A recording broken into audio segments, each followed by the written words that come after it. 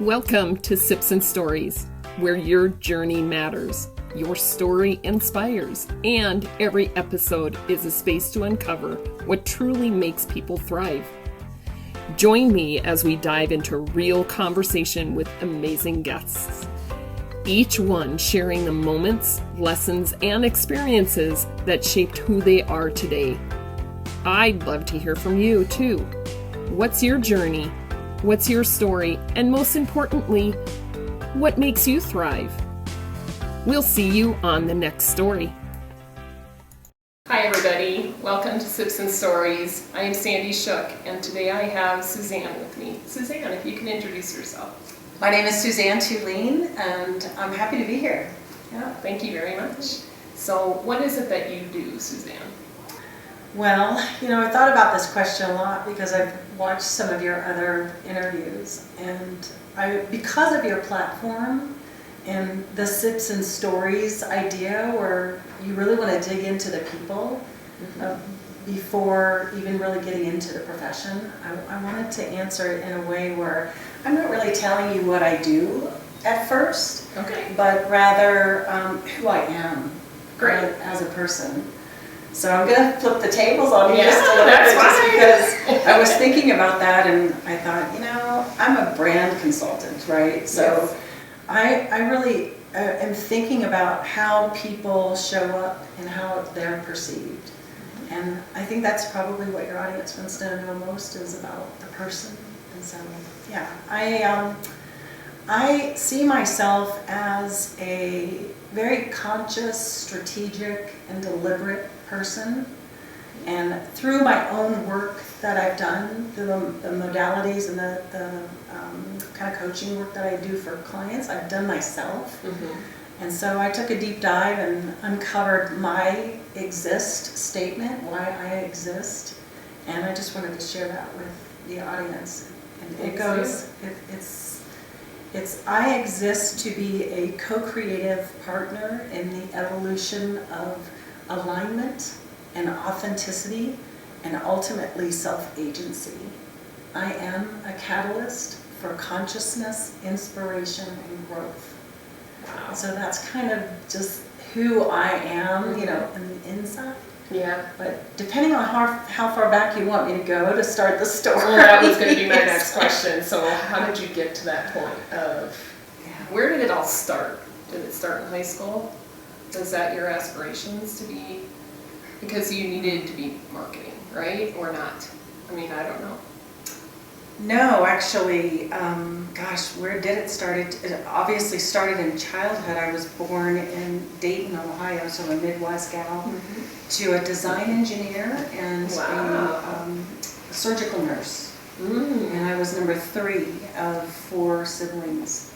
And I think that by the time I was had, that my parents got really used to having kids, and I didn't feel like I really got the attention that I always felt like I needed. I don't know about my younger sister even after me, but it was all about me at the time.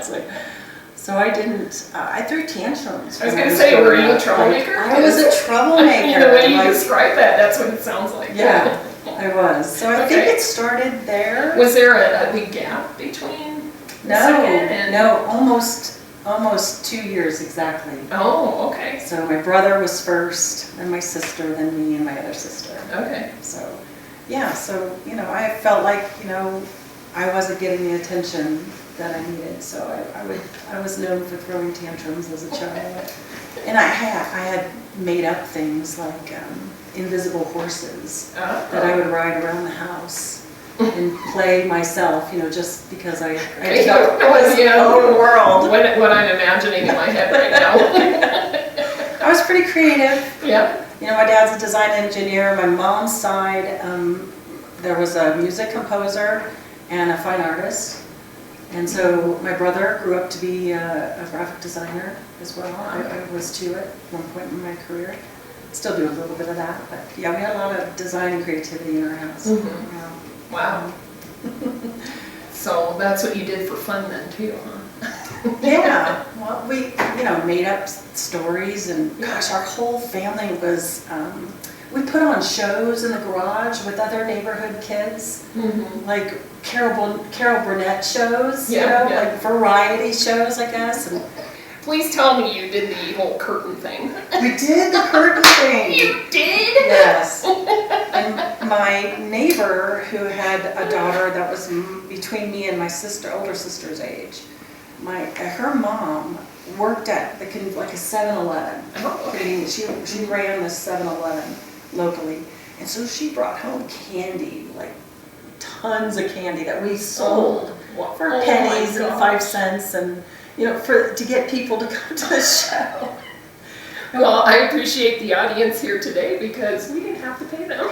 That's right. There's no candy, sorry. It's like, But we were, I remember my neighbor was Elvis, dressed up as Elvis. I think I was Elton John. I sang Benny and the Jets, remember? Are you a singer? I'll ask my husband if I'm a singer, but I sing. It doesn't mean I'm a singer, right? I don't like to sing on stage, but... No, I karaoke. But whether I would call myself a singer, I don't think so. I sing because it feels so good, and I always wanted to be Joan Jett. Wow, yeah. Well, that was after I wanted to be a zookeeper.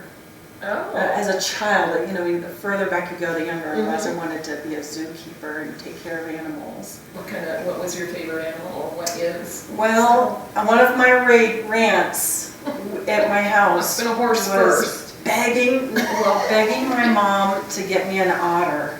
An otter? Yeah, I was going to keep him in the bathtub.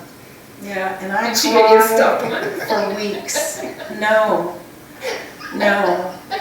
I ended up getting a couple of rabbits.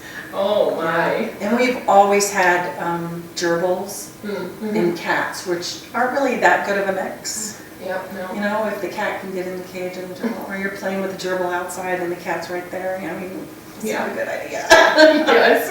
And we had a lot of little animals too when we were growing up. Tons of cats, because my cat Taffy had 2 litters a year. Oh my goodness. And we always had a free kitten sign out in our front yard. So not only did you give away candy. Yeah. Wow, you were an entrepreneur early. I'm peddling free kittens out in the driveway. Wow. So we had a pretty creative upbringing. Yeah. So what brought you out here then? Well, years later. Unless you want to talk about, step by step. Yeah. We'll probably bop back and forth. Okay. So I ended up.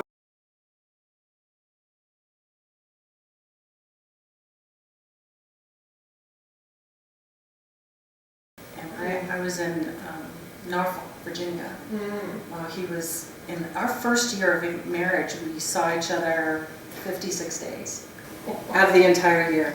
Wow. Because he was out on a ship. And that wasn't fun for me. Moving to a new place. And back then too, okay.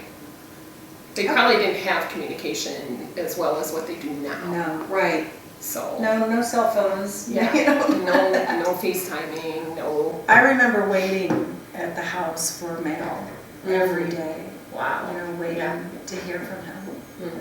And occasionally when he ported, we would be able to talk to me. But yeah, that was a tough time because I was young. We got married at 21. That was my practice marriage. But yeah. There's some chuckles. It wasn't good. Yeah. Come on, we all know. Right? Yeah. Some of us have been there. Yeah. And I think that we just grew apart because we were just so young and we just didn't know each other well enough. But we did get through college together and start careers, which was good. Yeah. And I never wanted to have kids. I'm such a free spirit. I mean, I don't want to be tied down. I mean, having cats is enough, right? Well, yeah, because you give them away then too. That's right. That's right. So then you came out here then because of the Navy, or actually, did you just come to get away from and get that's the more closer story. Yeah. So after about 7 years of marriage and living in Norfolk, and we moved to Alabama, Mobile, Alabama. And that's where we got our college degrees. I got a Bachelor of Arts in Communication and a minor in graphic design and psychology. Oh, and psychology. Yeah. Wow. I just couldn't stay away from the psychology classes. And then, probably if I wasn't so drawn to graphic design and the arts and the communication side of it, I probably would have been a psychologist. Because I'm just so intrigued with the human element. Yeah. Well, I think that just in the run-ins, that's not really the word I want to use, but when you and I have actually been face to face, I mean, you are about the relationships, and you can tell where your heart is at. So I'm just digging in. I'm just seeing what's behind those eyes and trying to figure it out, right? I'm trying to figure people out. And your psychology classes probably helped you. Oh, yeah. Well, I think that lends itself to the field that I'm in now. Yeah. And understanding brand, because all brand is perception. And I remember being really fascinated by hearing stories about, what do they call, the people that were addicted to celebrities. There's a name for that, I'm escaping it, but they would stalk celebrities and they would really feel like these celebrities belong to them, or they would make a great couple, or they would, like that imagery, that wow. It's like, what is that about? I was always just really curious about. But that's different. What is the attraction? Yeah. Yeah. And to the point where they would break the law to be with that person. That always fascinated me in psychology. So hence, I'm now like helping people uncover, the perceptions they want to be known for. And so I developed a whole methodology around that, and I love it. I mean, it's so interesting with every person that I work with. Yeah. Tell me a little bit about where was it that you started? Because I know that when we had coffee, yes, I do have coffee with people. Yes, actual coffee. Actual coffee. You had told me where it all started. Yes. So. Yeah, and I went to Catholic school. Anybody in the audience go to Catholic school? So the face she makes is real, but yeah, we actually had nuns in our school. So did we. Okay.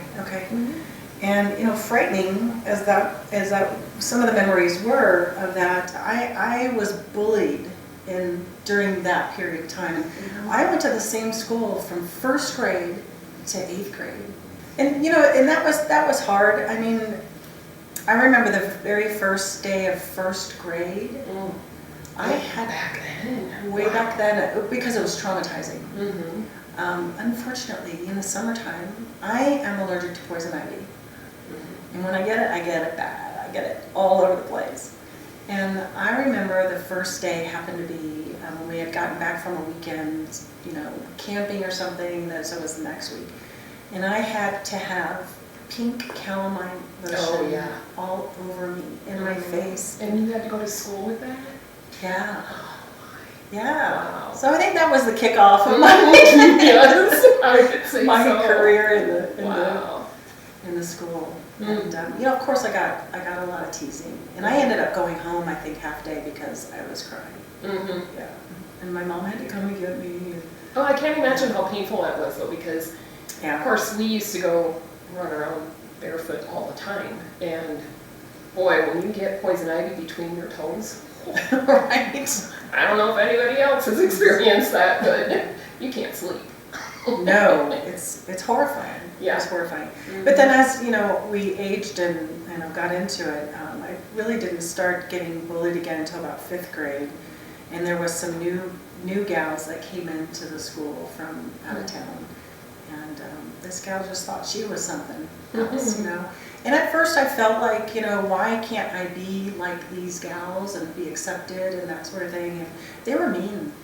They were just flat out mean and tricky and, wow. In 5th grade. In 5th grade, yeah. So that was, I realized, I think, that why do I want to be like these women, these girls, versus, why are they picking on me, and what is it about me that they're so afraid of? Oh, you had that thought. I think I started having these existential thoughts back then. It's like, what is going on here? Because I couldn't figure it out. And I have a little bit of the story in my personal brand book, and this one came first, Brand DNA came first, and I was hesitant to even put that in there because I'm not one to dwell on the past. Right. I want to live in the present and be grateful for what I have right now and really appreciate the present. But so it was a little bit of a COVID caused me to write this book because nothing else was going on, right? Yeah, right. I said now I can get this out and get my model out and my coaching form out in writing here. So that's what I built. Because of your experience at the school you were at, how did high school end up for you then? Were you more stronger because of that experience? I think I was, because I certainly didn't get bullied, and I joined DECA. Oh, yeah. And I had enough credits. And had I known about DECA back then, what an incredible organization.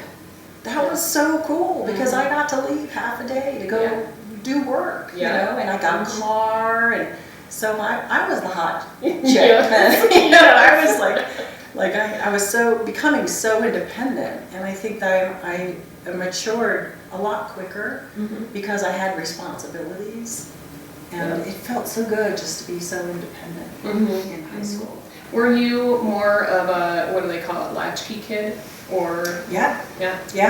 At that age, definitely, because my mom was a surgical nurse and my dad worked. So yes. Did she work nights then too, or no. Was she just kind of like on call? I mean, I don't know. No, she worked. Wow. She worked after. I think she went back to work after Patricia, my younger sister, was probably 5 or 6. Okay, so school age, yes. Okay. So I grew up with my mom in the house, and I had no idea that I didn't know how broke we were when we were growing up, and she did all kinds of odd jobs. I had no idea when she was working on the books. She was actually working on everybody else's books around town. She was she worked for a CPA. Okay. Out of St. Cloud, Minnesota, because I'm from Minnesota. And I had no idea until, I don't know, maybe 5-6 years ago, because I talked to her every weekend, and it's like all these little things keep coming out, and it's like, why didn't she share any of this with us when we were growing up? But she used to do sewing. She sewed for people, and so she taught us how to sew. We always had creative minds, making dolls, or for our Barbie dolls, making clothes and things like that. So I don't know what it's like not to have my mom home. Right. And my boys, I worked at Oracle for 22 years, and for most of that I worked at home. Okay. Yes. So so with my boys, they also experienced mom being home when I got home from school. Right, that's always nice. Is it? But then, when you're independent, you have to have your own car. I know, I was going to say, you don't have anybody watching you. Yeah, it's kind of liberating. Yeah. Well, and you said you worked as well, I did. So what did you do in high school? So many weird jobs. One was like a call center job, but it was really not that big of a center. And you had a script, and it was something about health. Some health package or health program. It was so weird. So were you selling? I was selling. I know. It was super hard. Yeah. Bless you. Yeah, it was super hard. But you know what? I had jobs before I even had a car. My dad would put me in the car and say, "You're going to make, $5 if you mow this lawn." I mowed lawns. Yeah. Since Michael was older and he was, growing up and doing his own things, he had to get me and Karen, and then. Yeah. Well, you sold candy bars too, so. Yeah. Don't forget for that. shows. When we were doing shows. Yeah, that was. Yeah. And then. Wow. So we did a lot of babysitting, but I'm not a babysitter. I figured that out.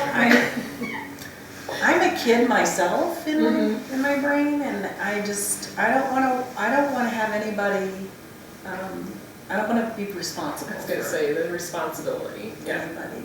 Did you, and I don't know if this is too personal, but did you ever have any children? No. Because you said you didn't want them. I didn't want them. Oh, okay. Luckily, thank goodness, I didn't have Then them you'd have to be a in my full-time first babysitter. marriage because it would have changed my entire Yes. life. Isn't that crazy? You know, Yeah. I appreciate moms and, you know, wanting to be a mom, but that's not me. Mhm. That's not me. Animals, I can deal with, Mhm. but it's just, I don't have a gene. I just don't have Animals it. don't talk back either. True.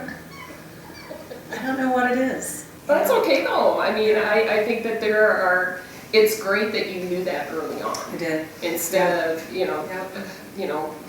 going through those emotions of, I really should do it because everybody else is doing it. And maybe you You know, did do I that. had a question Mhm. like that before because I had my girlfriends growing up and getting married and having kids, and I'm like, my gut check was no Mhm. every time. I'm Yeah. like, all right. Well, okay, so then you're out here. Yeah, so. How long have you been here? Since 96. And you have not, you didn't move around anymore? I came Or- from Mobile, Alabama. I moved out here and I came out here with a girlfriend of mine who was part of like the Adams Mark Hotel hospitality industry Mhm. in Mobile, and she had some points or something, and so we were like, let's go to Denver. Yeah. You know, and I didn't even know what that was, right? So we took off and went to Denver for a week and ended up just going to Rocky Mountain National Park, Mhm. and I was transformed. I was really taken aback by the beauty of the mountains, and I now say that I always should have been born out here. Really? Because this is my spiritual place. Yes. So no leaving. I'll leave to Yeah. travel and have fun, but I think there's always going to be a home for Yeah. me here because Mhm. it's just, there's something about these mountains that I love. That's what I feel too. When anytime we talk about, my girlfriends or my family talk about, moving somewhere else. Mhm. Okay, I only have a sister that lives out here, but I don't know where I'd go. I love Colorado, and this is my place. I've bopped around it. I now have to tell myself, don't ever say never, Yeah. because if I say never, it never happens. Right. So I keep, I was on the middle part of town, and then I moved to Rock Rimmon, and just kind of kept moving north, and I'm like, I can't say anything about where else I don't want to live, Right. because I'll be there. So I like Send this it out area. there to Yeah. the universe, right? Yeah. Well, this climate here is ideal for me and my hair. No. So my hair's so Mine too. so important. If I had long hair like that before, and it was, when I lived in Mobile, especially because the humidity there is so bad. But out here, I'm loving it. Yeah. Nature is in my DNA. Mhm. It is part So, of yeah, who you- I am. What I loved when we had coffee, I asked you, or you had mentioned that you fly fish. Yes. And Thanks to that man over there in Yeah. the audience.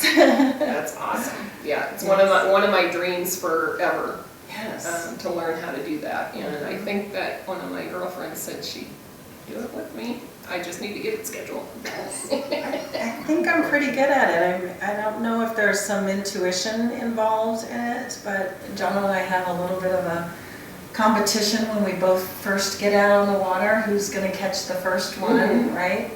And so that's pretty fun. But my secret is it's always catch and release. Yeah. So that's part of it. Well, and that's what I understand that a lot of fishermen out here, it's about catch and release. That's sustainable, yes. And we don't need to eat them, and Mhm. it's just really the thing.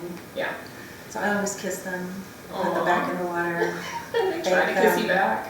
Not really, but yeah. And everywhere we go, if we travel, and we know there's a river, like New Zealand was Mhm. fantastic. We did 2 guided tours of fly Wow. fishing, and they fish very differently there. Really? Because it's sight fishing versus here, because it's so abundant here, and we know the fish are in certain holes and they live in certain areas. You don't have to see them to catch them, right? But in New Zealand, they're not as abundant because I'm just theorizing that the natives get the first opportunity there to catch and eat the fish, right? And you have to buy the license and everything for a visitor to come. But they're not as many, and you literally the guides say you have to spot them and then go for it. Wow. What kind of fish do they have out there? The trout. Oh, really? Rainbow and burns. And my dad used to fly fish, and it was northern that he used to catch. So, and it's the patience. But it was always, I just love watching people that fly fish. It's so relaxing. Yeah. Yeah, just, get in the water up to your waist, if it's necessary. Sometimes you're on the shoreline based on the layout of the river, but it's so quiet. We've lots of times have just seen, just out of the blue, you just happen to look up and there's deer crossing right next to you. So and it's you're part of it, the whole experience, and you're just like, wow. Where have you found, because you travel a lot too, right? Where have you found your favorite place to be outside of Colorado, of course? And you're probably going to say your latest trip that you just took, but maybe not. Well, I rarely would think that I would go back to a place that we've been before, but New Zealand is that place for sure. In fact, thinking about moving there for months, as much as we can to just hang out and be a part of it. I think visas now are up to about 6 months, but we would definitely, because here's what I say about New Zealand. Everybody says it's on my bucket list, right? And I'm like, get it off your bucket list. Go now. Go now, because you're going to kick yourself if you've waited 10 years and you may not be as healthy or as curious or whatever, but definitely go. It is Colorado. The two islands are Colorado with a shoreline. Wow. That's why I love it so much, right? They're all about adventure, and it's so beautiful. You get a little bit of everything there, and lots of sheep. Like more than people. Wow. Lots. So they're like the sheep. Their sheep world is our cat world. Maybe. Do we have a lot of cats here? Obviously you do, because you grew up, giving them away. So New Zealand, and also too with the whole message of just do it. I think that's one of the things that I've learned even with going to Europe. Yeah. Because I never had any desire to go to Europe until I met somebody from Australia. Oh. And I'm like, if people are like good, her, right? I can't do that. I have Minnesota tongue. But if people were like her, out of the country, what else am I missing? Well, if you yearn for it, then you've got to, you've got to give that to your soul. I think some people don't want it, and that's fine too. But if you yearn for it, John and I are planners. We're like, next quarter, what are we doing? Next quarter, what are we doing? Like and everyone says, you travel so much. Where are you going now? I see all these pictures on social media and stuff. Where have you been? It's like, well, we make it happen. Well, you budget for it, and that's... Oh, sure. You got it. That's, the other side of it. One of the things that I've told, because of with me being in finance, I've told people before, you can make anything happen. And I'm the perfect example of I can't afford it. And then my mom wanted to go on a river cruise in Germany. And I'm like, well, I can't afford it, but I'll start setting money aside. And guess what? We didn't get to go because of COVID. But I did have that money, and when I got laid off, guess what I lived on? Yeah, right. So you can do it. It's just a matter of, even if it's $50 a month, what is that? I live by a phrase that I say to myself a lot, is you get what you expect. So if you've got a conversation going on in your brain that you can't afford something, you're not going to afford it, right? But if you believe it's possible, things start, and you start moving in the direction. I believe the universe opens doors and shows you ways to say yes, right? And it's a mindset shift. Yeah. That's kind of what I do with my clients when they realize what their actual attributes are that they can unpack for themselves. It is a top of mind energy sort of vibration thing that helps connect them to realizing that they have these opportunities, that they have this skill set, that they have this wherewithal about them to be that, to step into that. And I call that self-agency. So do you work primarily with just business owners, or do you actually work with individuals that are just kind of struggling with not knowing where to go? Well, we started, good question, we started with this book, Brand DNA, and we wrote that in, actually published it in 2010. We started the business in 2004. And it was the shift, you hear about the shift and how I even got into this business. With my communications degree, I'll make this kind of quick. I was in marketing, PR, graphic design, communications, advertising. I mean, I had, worked in all of these fields. Magazine layout, Mobile Bay Monthly magazine. Yeah. I did that once. Yeah. It's cool. I really like the deadlines and the pressure and putting a magazine together, and you're always 2 months ahead of time, and that was really cool. I didn't realize that, really. See, so the magazine I worked on was for the Miss America pageant for the Colorado pageantry up in Denver, because they needed somebody, and I'm like, I'll try it. Was that a weekly then? Or no, it was just for the event itself. Oh, for the event. Okay, so that was one time, Ours, the Mobile Bay Monthly, was always about 2 months ahead of time, planning, editorial, pictures, ads, selling ads and all that, and then laying it out. And that's when publishing, desktop publishing just came out, right? So I all used the that.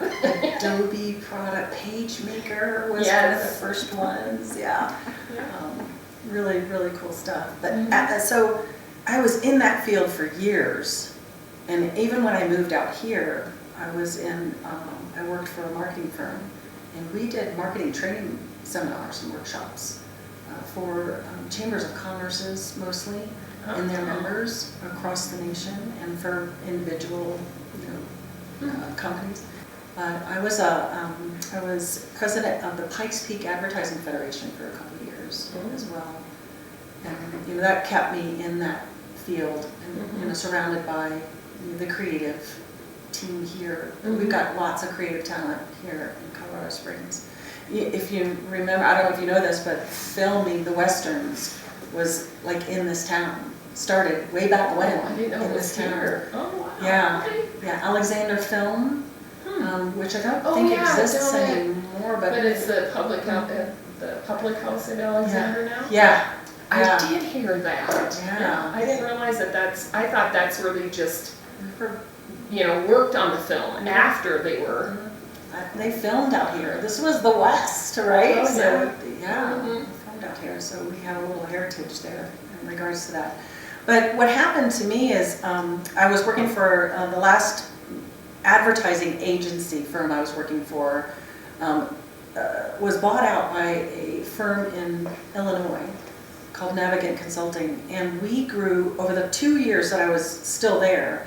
We bought 13 companies, so we were in acquisition mode, and our firm was just the marketing arm of this bigger national firm, and they worked with municipalities all over the United States. And so I got a lot of understanding about what it takes to inculcate all these businesses, not only under one roof of a brand, but the cultures, the systems and processes, the language, the vernacular, the narrative, all of that. Like, we were responsible. Were you just kind of thrown into that then? Yes. Because of the acquisitions, and you had to figure it all out. It's like everything was up there. And yes. Well, this company needs this material. So we were creating all the materials to make everybody cohesive and coherent, and then inculcating all the employees into one brand. And so I got really fascinated with what is that all about? What does it take to do that? So I over time, over the 2 years, it was time for me to leave. So I went off and started my own design boutique called ID by Design. And I just focused on corporate identity design, which is logo design, and then collateral pieces that would be family, a look and feel to that. And I grew that business about 30% every year, and I owned that for about 3 years, until I finally had what I call a BFO. What's a BFO? Out there. A BFO was over time, but it finally hit me. I call it the blinding flash of the obvious. That all I was actually doing by creating these designs and putting them on business cards and building, websites and, collateral pieces and making these companies look really, really good. Mm-hmm. All I felt like I was really doing is putting lipstick on a pig, so to speak. Mm-hmm.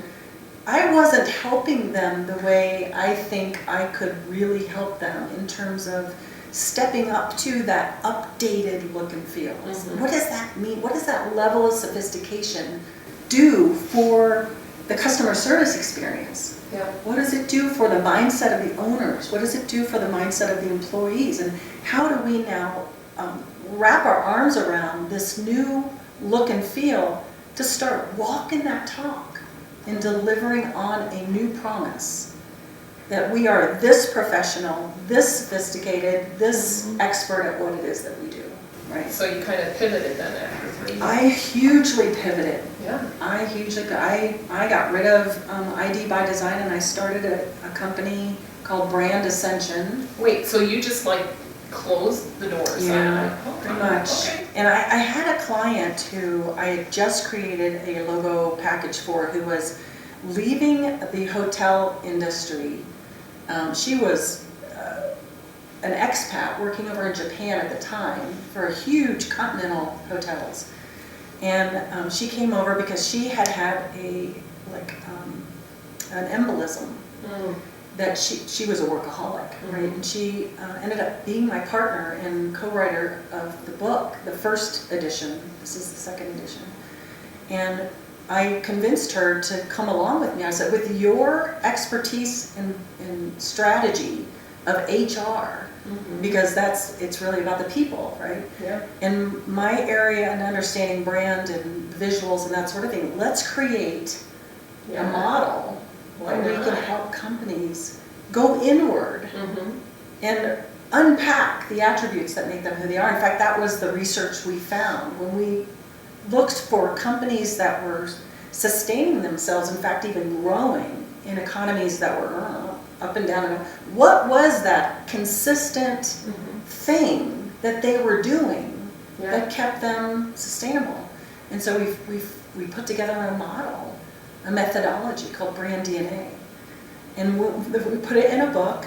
We started at junior achievement and making little workshops and bringing in small businesses, and that kind of took off. And then we met a woman who was just starting to do what we didn't know what the word was when she told us, is a webinar. Oh, yeah. Remember when that word was new? I still use it now, and it's okay, that's not what they're calling it. It's not, it's you don't call it that anymore. Yeah. And we're like, what the heck is that? And she goes, well, I'm doing this new thing where I'm training people over the internet. And we're like, what is that about? How does that work, Yeah. And so she introduced us to that world, and we were probably one of the first companies to really get that going and get that product of a course out there. Wasn't it fun to actually be part of that, though? It was. To learn how all that works, and I still don't know how it all comes together. Even now, with all the different tools that we can use, it's crazy. Oh, AI is just exploding to a whole new phenomenon. It's giving everybody anxiety because it's unfathomable of what the things that are coming out that it can do now. But so that was interesting. And then we started, since we had published the book, we were getting phone calls from these large organizations, like these global organizations. That's wonderful. One of our first How did you promote your book then? That's what's intriguing to me even now when somebody writes a book, how it gets out there to Amazon. But was it Amazon? It's so much easier for now. you? I'm trying to remember. It was a hybrid publishing company. So it was part self-publishing and part professional publishing. They helped us, and it got out into bookstores. It got out into the ethers. Yeah. And we got a phone call from a company, a global company in the mining industry out of Tucson, Arizona. And they had a product they wanted to launch, and they wanted some brand work done. And so we were on the phone with them, and we talked to them about, well, who are you? And, you know, what is the perception you want to be known for? And we started asking these questions. Is this a spam call? Yeah, and he couldn't answer us, right? Really? This is what we it was that new to them that they didn't even know how to answer the question. Yes. Wow. And this is what we ended up convincing them, that this program had to be foundational before they could begin scaling like they wanted to. So they brought it, they flew us down there, and we did all these engineers in the room. Oh my gosh. Your psychology took into effect immediately. It was fascinating.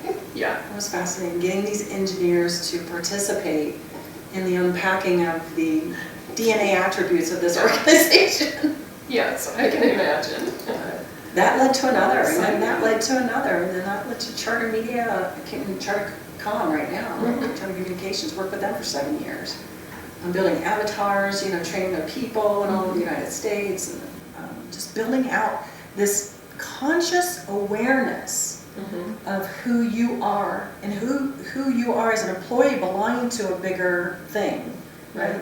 And what you can contribute to that, and do you even want to belong to that, or you know, it really helps you understand if you're on brand or off brand. Yeah. Well, and with her, I don't know who your partner, Carol Chapman. Carol, with Carol's experience in HR, she probably had so many of those pieces already in place that could help with that. Yes. Yeah. Yeah, so we started actually attracting, you know, VPs of HR, and operations were our key people that we would connect with, because they were about, you know, the organizational structure and the culture of the organization. So that's what kind of got us on this roll after we published this book, to really get into brand. Yeah. Yeah. And that was our primary market until about 2011. And she left the company and went back home to Atlanta. She was from Atlanta, but lived out here for a while. And then I had to make the decision, is this something that I'm going to continue to do? It was heartbreaking that the partnership was breaking up. But I was on the edge of getting another big client. And I'm like, you know, I'm just going to see what happens. Yes. So again, people out there, when there's an area of pivoting, don't give up. Just stay the course and find out what happens, right? Well, we had created so much proprietary intellectual property with this program, and running clients through the program. They would come up with requests on how we would go about infusing this information into the hearts and minds of our people. And so we came up with this thing, and then we came up with this thing, and then we sold it before we even created it. Yeah. And we're like, oh my gosh, we just sold this product, and we don't even know what that is yet. So as consultants, you know, believing in our methodology and what we did and what it could produce for the client, we went to work. And so I've got this portfolio of tools that help our clients, once they get clear on who they are, how they can infuse that into their organization. Wow. It's so fun. Yeah. It's so fun to see it happening. And it's just you now? It's just me. Wow. That's so cool. Me, myself, and I. Yeah. Yeah. Well, I admire everything about you. I mean, I was in a course through the Filipino Chamber of Commerce. Yes, I've done much with and when you came in to talk with the SBDC, it was like, cha-ching, you know, everything in my head. It's like, oh, gotta write that down, you know. Of course, wrote it down, now to do something with it. That's right. Well, that's what I'm certain that that's what you can do, is that you can direct people, you know, this is what you need, now let's see how we can get there. And what I love about, we just briefly talked about AI, right? does someone like me incorporate AI into the next evolution of what it is that I'm doing one-on-one with clients, right? I'm a trainer. I love being in front of live audiences, and I love to create experiential environments for these employee teams to really absorb and take on and have ownership around this material. So I figured some things out. In fact, my revised version includes a lot of case studies of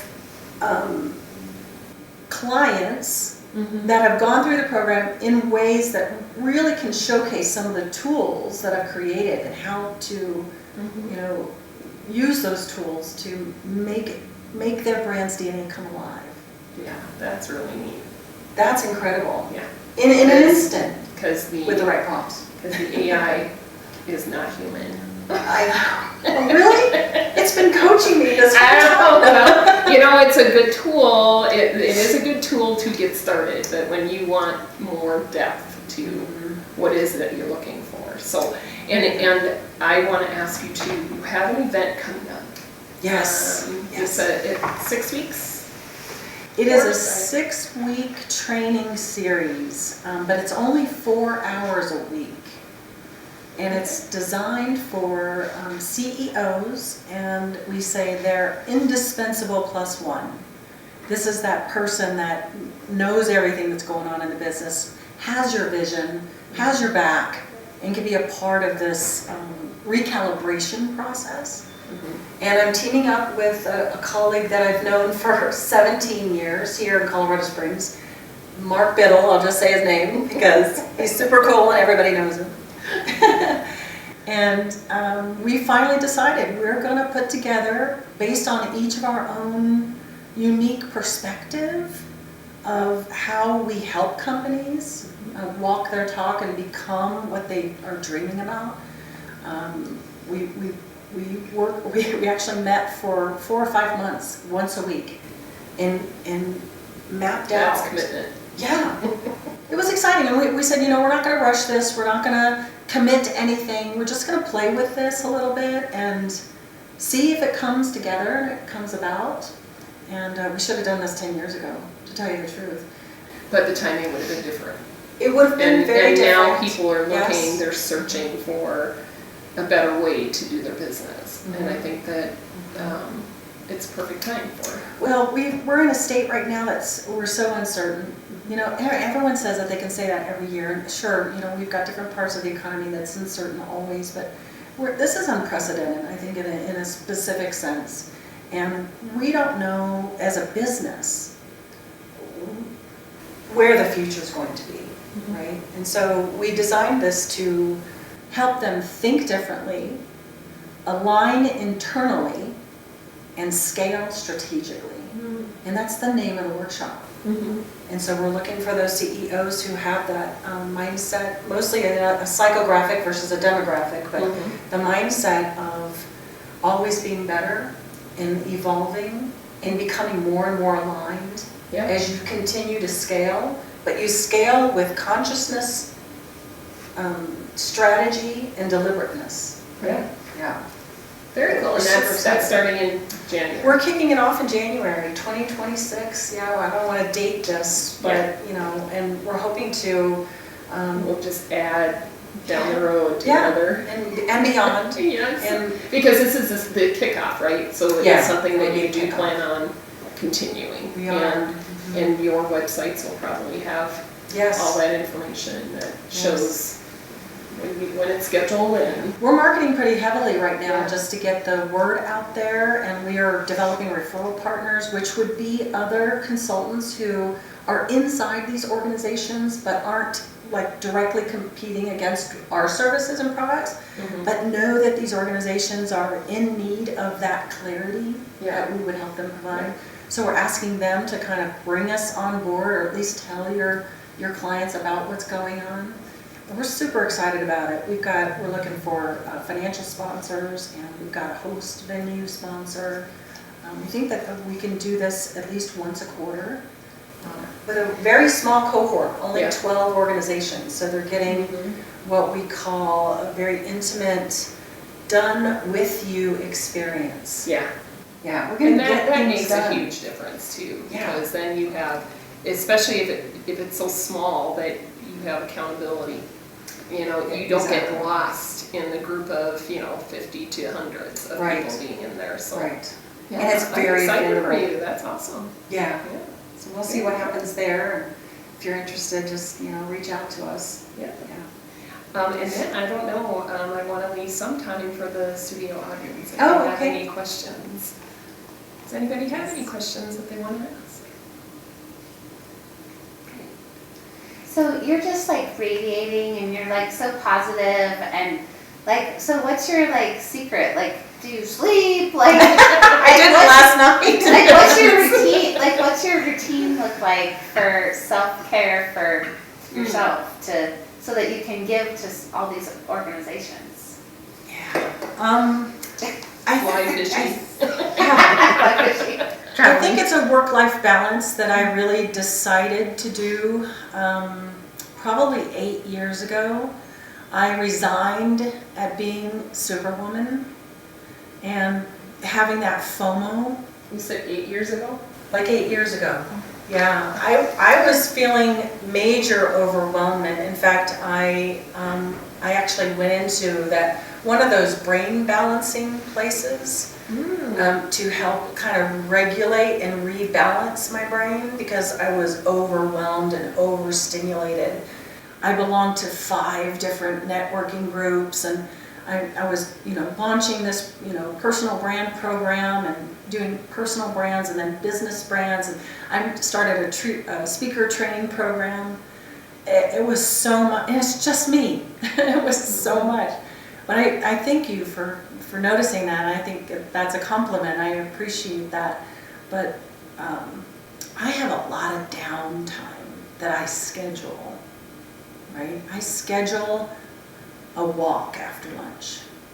I schedule, I use Insight Timer on my phone, which is a wonderful, calm, everything from guided meditations to workshops to just music.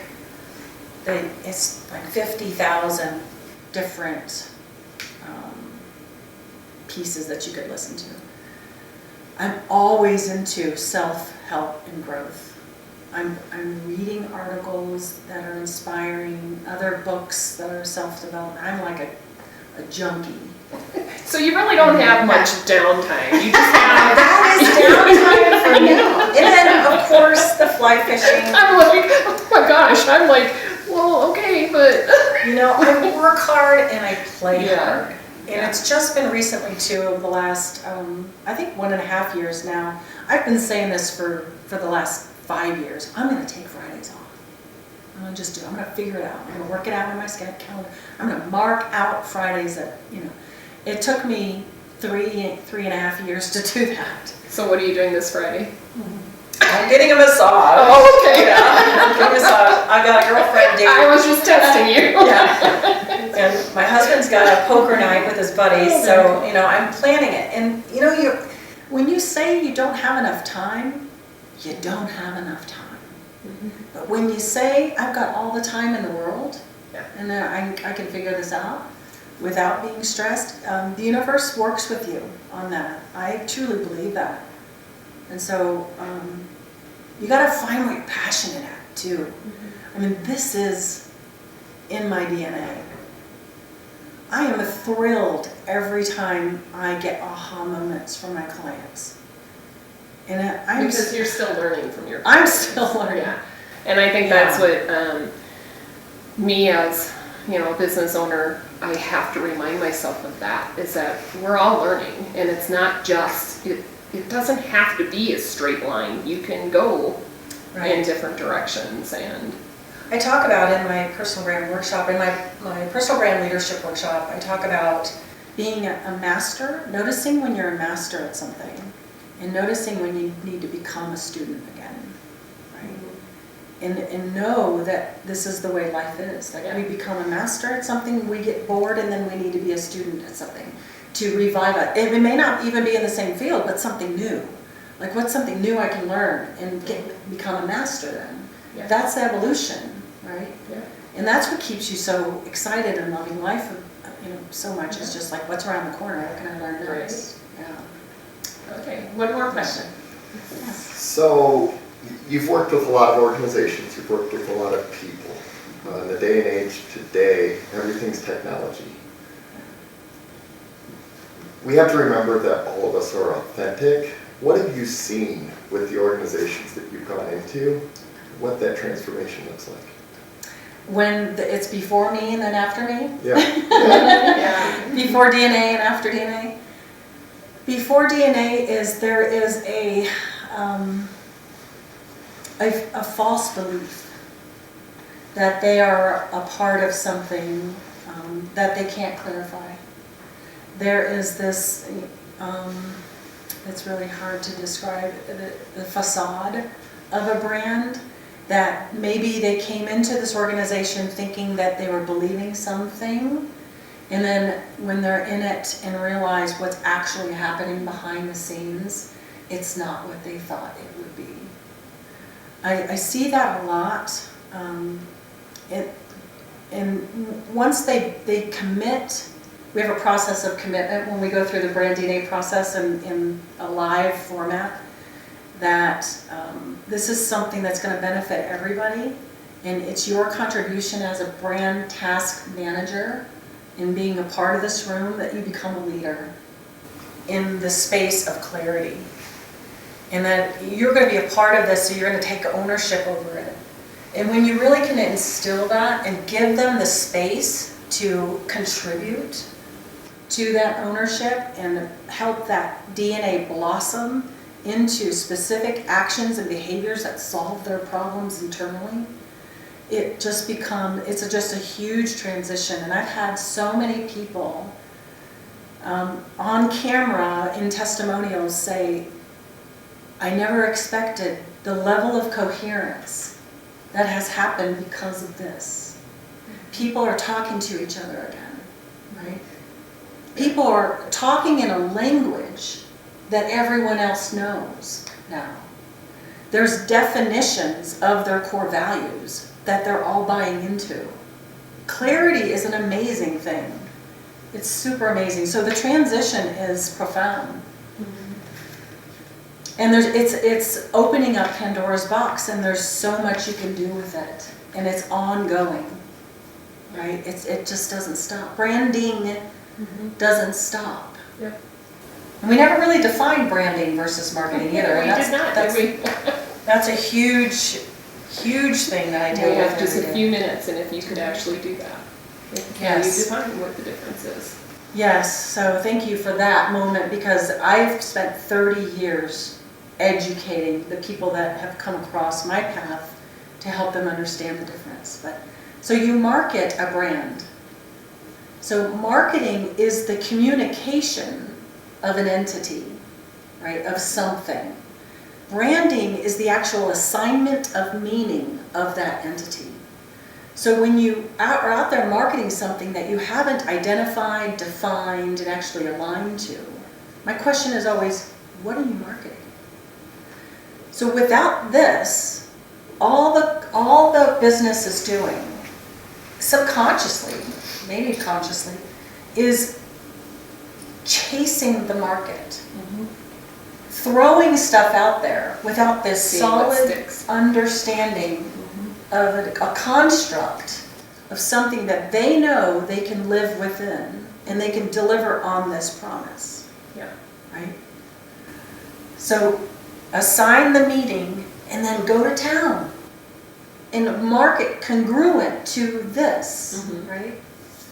So that's a big misunderstanding. I see businesses spending hundreds of thousands of dollars marketing something they have not yet defined. And it's down the drain. Well, and that's your specialty. Yes, it Is is. to find what it is that they need to do. Not only that, identify and define it, but to align Yeah. to it. And that's unique about my consulting, is that we're not done. We're naming some attributes here, and it's all good and well, and you can put them on your website and put them in a binder and put them up on the shelf, but no, we're gonna live it. Yeah. We're gonna infuse this into the hearts and minds of your people. We're gonna actually walk this talk and infuse it into your processes, your systems, and your culture, right? And that's what makes it come alive. Yeah. Does that answer your question? All right. All right.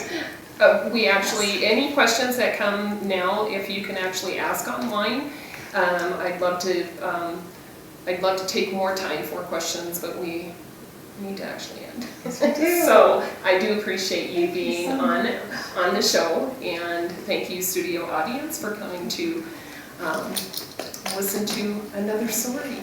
And Suzanne, if you can let people know how to reach you. Well, I'm on LinkedIn. Please connect with me on LinkedIn. I'm always interested in meeting new people, especially local people. Brandascension.com is my website. My books are on Amazon.com.